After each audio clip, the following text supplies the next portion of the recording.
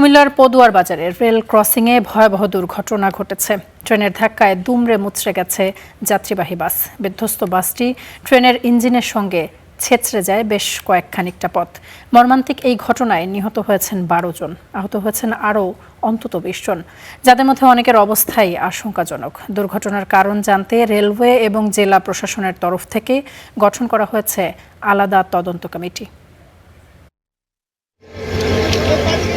চট্টগ্রাম থেকে ছেড়ে আসা ঢাকা মেইল ট্রেনের ইঞ্জিনের সঙ্গে আটকে যায় আস্ত যাত্রীবাহী বাস। এই চিত্রই বলে দেয় দুর্ঘটনার ভয়াবহতার চিত্র। চাঁপাইনবাবগঞ্জ থেকে নোয়াখালী যাওয়ার পথে মামুন পরিবহনের একটি যাত্রীবাহী বাস কুমিল্লার পদুয়ার বাজার বিশ্ব রোড এলাকার রেল ক্রসিংয়ে উঠে পড়লে ধাক্কা দেয় ঢাকামুখী ট্রেনটি। দুমড়ে মুচড়ে যাওয়া বাসটি ট্রেনের ইঞ্জিনের সঙ্গে ছেঁচড়ে যায় প্রায় আধা কিলোমিটার। একটা শব্দ হয়েছে, শব্দ এসে দেখেছে ট্রেনের সামনে বাস মুখামুখি হয়ে গেছে। এরপরে উনি আস্তে আস্তে প্রায় 3 থেকে 4টা লোক পাওয়া গেছে রেল লাইনে। হঠাৎ করে ট্রেনের মধ্যে বিকট একটা সাউন্ড হইলো, তারপর হলো কিছুক্ষণ সামনে এসে ট্রেনটা থামলো।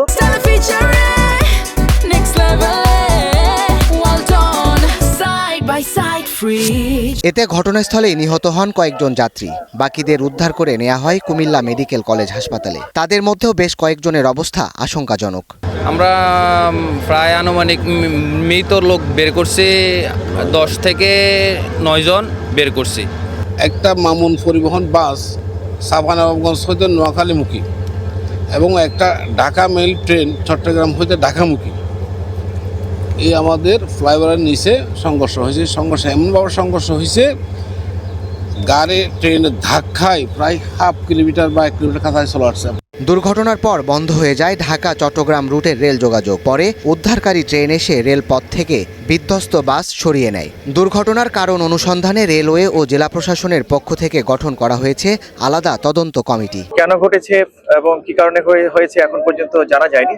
এটি রেল গেটের কোনো যিনি গেটম্যান ছিলেন তার অবহেলা ছিল কিনা বা গাড়ির নিজেদের কোনো বিষয় ছিল কিনা সে বিষয়টি আমরা এখন জানতে পারি। সাথে রেলওয়ের পক্ষ থেকে একটি তদন্ত কমিটি গঠন করে দেওয়া হয়েছে, তাদের প্রধান ইঞ্জিনিয়ার কে প্রদান করে। জেলা প্রশাসনের ক্ষেত্রে যতটুকু সম্ভব আমরা এটা ব্যবস্থা নিচ্ছি।